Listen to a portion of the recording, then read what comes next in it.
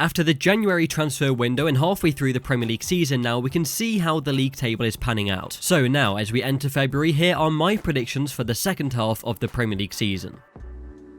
So we're going to do this similar to how I did my predictions at the start of the season and go through every single Premier League team. But what I'll do is go through it in sections. So let's kick off with the relegation zone. To also let you know, I am recording this before the games on Wednesday are played. The games on Tuesday night have just been played, which did include a 2-1 win for Sheffield United. Now recently, they've actually been able to improve their form. Only one team has more wins in all competitions than Sheffield United, and that's Manchester City. I think an escape out of the relegation zone might be a little bit too much, but they might be able to lift themselves off the bottom of the table and get a few results and not have the worst season in Premier League history, like a lot of people thought they would do. I think they might be able to close that gap between them and Fulham. It would mean that Sam Allardyce wouldn't be able to escape the relegation zone with West Brom. I can't see any chance of that happening. Sheffield United in 19th and then Fulham in 18th. I think with Fulham they'll be very unlucky to get relegated, but I can easily see them being promoted straight away next season. Scott Parker has got Fulham playing some really good stuff, but they're just drawing too many games at the minute. They're not being able to convert these good performances into wins. I think the gap between 18th and 17th will be closer than it is currently. They'll get some wins and some points here and there, but I don't know if it'll be enough to survive. So just outside the relegation zone into 15th, 16th and 17th, I have Crystal Palace, Brighton and Newcastle United. We saw Newcastle got that 2-0 win against Everton and the performance in general was a lot better. They did seem unlucky not to get anything out of that Crystal Palace game, but possibly that'll be a reoccurring theme throughout the rest of the season. And that's the reason why I've put them 17th. I think performances from their side might be quite inconsistent. Brighton, on the other hand, have been really unlucky not to get more wins, in the same sort of sense as Fulham. However, Brighton might have just turned a corner. They haven't conceded a goal in 3 Premier League matches now, with a win against Tottenham, a 0-0 against Fulham, and a 1-0 win away at Leeds. This is really what I've been waiting for, because the stats show that they should be doing a lot better. I'm going to do a full video on Brighton soon. If they keep going at this rate, I think they could easily be higher than 16th. When this comes out, the match against Liverpool would have been played. I'm very interested right now to see what that result will be. Crystal Palace at the start of the season, I did worry for them. I think I actually did predict them to be in the relegation zone. And this was really off the back of what we saw at the end of last season, a really poor run from them. But what we've seen from them now is them steady the ship a little, back-to-back wins against Newcastle and Wolves. The influence that summer signing Eze is having on the team seems to be increasing by each match. Nothing overly special from them and nothing that worries me too much, so I'd say a nice 15th place finish for them. Just outside of the top half then, I have Southampton, Leeds United, Wolves and Burnley. Relegation was looking like a possibility for Burnley at the start of the season, but once again that defensive structure is back and I think we'll continue to see that. They did finish 10th last season, so it would be a drop in the league table. However, after being in the relegation zone at the start of the season, I think they would be happy with a 14th place finish. I recently talked about Wolves in my Premier League roundup because the form from them has been really poor. However, they were able to get a 2-1 win against Arsenal yesterday, and I think a win like that after the run that they were on could really lift the spirits in the dressing room. So with that being said, I guess I could put them a little higher in the table, but I'm going to play it safe for now and go 13th for Wolves. This part of the table is quite difficult because Leeds are also quite consistent. They can look really good at times and then look poor at other. And the same with Southampton. I mean, they literally lost 9-0 yesterday. And after that bad result against Manchester United for Southampton, you could easily put them further down the table, but they were able to bounce back when they lost 9-0 to Leicester, and I think they might have a similar bounce back reaction this season too. They've got a load of players injured, and when they're in the team, they do play some good football. And when that happens, I think we'll start to see some consistency from Hasenhüttl's side. Just before we move into the top 10, if you could please like the video, it would be greatly appreciated. It does support the channel and it helps the videos in getting found. So 7th place to 10th place. In 10th I have West Ham, just above them Aston Villa in 9th, Arsenal in 8th and Everton in 7th. So you could say that 10th place for West Ham is actually quite harsh, seeing as they're 5th in the Premier League right now. But other teams do have games in hand against them, and as the season pans on, I don't know if West Ham can exactly keep up this form. Antonio can get injured quite often, and if he does get injured, which I think will be quite likely, then this is where West Ham's form might drop. They weren't able to bring in a striker in January. There was a lot of talk about one coming in, but they were able to do a loan deal for Manchester United's Jesse Lingard. I'm very happy for him that he'll be able to get some game time, and I think when you look at their team and compare him to their other players, I think he's probably most similar to Pablo Fornals. What you'll see from Lingard in this West Ham team is a lot of pressing from the front. But a 10th place finish for West Ham after what everyone was saying about them at the start of the season is very respectable. Above them in 9th place, I have Aston Villa. And I already know a lot of people watching this will be Aston Villa fans, and you've all skipped to this part. Why don't you just watch the rest of the video and wait until we got to Aston Villa? But okay, I've put them in 9th, which is where they currently are in the league table. Of course, for them, in the January transfer window, we saw the arrival of Morgan Sanson from Marseille. I did create that whole video about Morgan Sanson and how he can fit into this Aston Villa side. I don't know if that signing is exactly going to have a dramatic effect on where they finish in the league, but I'm going to say 9th place and not any higher due to the form that they've had recently. They're still being able to play well and put in good performances. We saw the 1-0 win against Southampton and a 2-0 against Newcastle, but they have recently struggled against the big six, Chelsea, Manchester United and Man City, and also that 3-2 loss to Burnley as well. A month ago, possibly, I put them a little higher in the league. They've still got games in hand with only 19 played. Those games in hand are so important for Aston Villa and can really change their season. Whatever happens with Aston Villa from now until the end of the season, I do hope that Ollie Watkins scores because I've just put him back into my FPL team. In December, this would have been a crazy prediction to make to put Arsenal in 8th, but that's where I've put them for this video. They sit 10th currently, and that recent result against Wolves I think was only made bad because of the sending offs that they had. As said in my Premier League roundup, the young players in their team has really freshened up Arsenal. Maybe in the second half to the season as well, we'll be able to see consistent minutes for Thomas Partey. Plus, Kieran Tierney is still yet to come back into this side, so I think they're in a really good position at the minute. Above them in 7th then, I have Everton, who are a really strange team this season. They've had really good spells and then a bad spell and then a really good spell and then a bad spell again. It's hard to actually know where this Everton team is really at. But what I do know is that Everton look a lot better when Lucas Digne is in the team, and he is now back into the team. It seems like defensive midfielder Alan will return to the team this month, and I think he has a massive influence on the side. He was really impressive at the start of the season. When these pieces come together, Everton do look a really good team. Calvert-Lewin at some point is going to get that goal scoring form back. So 7th place for them due to the players that are coming back into the team, due to the games that they have in hand, but not any higher due to the odd bad performance they can have here and there. So moving into the positions just above, 5th and 6th, I have Chelsea and Tottenham Hotspur. Before we get on to Chelsea, who I think I've been quite kind to here, let's talk about Mourinho's Tottenham, who are currently missing Harry Kane. It seems like he's only going to be out for a couple of weeks, but even in those few games that he's out, it could have a big effect on their results and where they finish in the league table. But I'm going to put Tottenham into 6th place because of how Mourinho will set them up defensively. He'll do anything to make sure he gets those results, and if that means putting every man behind the ball, then he'll do it. I think we'll see some dirty performances by Tottenham, defending with everything they've got and grinding out these results. So that's why I'll put them in 6th place, and above them I have put Chelsea. Maybe I'm being quite kind to them with Thomas Tuchel coming in, and already since he's joined a 0-0 against Wolves and then a 2-0 win against Burnley, not conceding in any Premier League game. Maybe that will change tonight when they play Tottenham away from home, but either way I think we will see improved performances from Thomas Tuchel's side. And I've always said this about Chelsea, they've got a great set of players which should be performing better. I think we'll be impressed by what we see, but I don't know if it will be enough to get them into the top 4. Instead, getting into the top 4, I have Leicester City in 4th place with Manchester United just above them in 3rd. Leicester just missed out last year after a terrible second half to the season, but I can't see that happening again now. That last game in January did see them lose 3-1 against Leeds United, but I think in the long run, when you see Jamie Vardy come back into the team, indeed he has come back into the team, although he's picked up a little knock recently, but he shouldn't be out for too long. And also Ricardo Pereira is coming back from injury. He's a great player. With all these things coming together and also James Maddison scoring more goals, I think we might just see Leicester get into the top 4. And also, if we're being honest, it's probably what they deserve, and especially for Brendan Rodgers too. Maybe we don't really talk about the transformation he's actually been able to make at Leicester so much, because under Claude Puel they were really poor, but ever since he's come in they've been playing so much better. In the grand scheme of things, take away that bad run that they had in the second half of last season, for the majority of that time they've been in the top 4. So that's one team to get Champions League, and in 3rd I've got Manchester United. They are in a very good position at the minute, closing that gap between Man City and above Liverpool. After that 9-0 win, it does mean that they've scored the most goals in the Premier League with 46. I think this is arguably Luke Shaw's best season, and he's having a great influence on the team. They look a lot better when Fred and McTominay are in the team. Cavani is being able to chip in with some goals, and Martial was also able to end his goal drought with goals against Southampton. So I think in terms of a title race, Manchester United are definitely in that, and it will go to the end of the season. But I think from what we saw recently with Manchester United's 2-1 loss to Sheffield United, and also with not being able to do too well against the top 6 sides, they were really good at that last year. But this season it's not been so good. They've struggled to score against them. That is the reasoning behind me putting Manchester United in 3rd. So then into the top 2. In 2nd I have Liverpool with Manchester City in 1st. Liverpool made improvements to their squad in the January transfer window on deadline day, in fact, signing a couple of centre-backs which was really crucial for them. In a spell where they weren't scoring goals, they've been able to bounce back with 3 against Tottenham and also another 3 against West Ham. I've got second for them because I think they are still capable of a bad result like the Burnley one. They are definitely not that side like last season where they're unbeatable. Someone can definitely turn up to a game against Liverpool and beat them, which is really the contrast with Manchester City at the moment. They do look unbeatable. With the strength in defence that they've got, not conceding goals, I think it's quite simple and quite obvious to say that the favourite for the league at this point is Manchester City due to their form. We do have Liverpool playing Man City very soon on the 7th of February. What a game that will be. If Liverpool can get a result there or even a draw, then that might give other teams belief that they can get a result against Man City. Overall, between now and the start of March, Man City do have tough fixtures also with Tottenham, Arsenal, West Ham and Manchester United, and even though I say they're unbeatable, maybe it's an exaggeration, I can't see them winning all of these games. But please let me know what you think. Give me your thoughts halfway through the season, give me your relegation zone and your top 6. I recommend that you don't miss out on future videos. Subscribe to Route 1 and like the video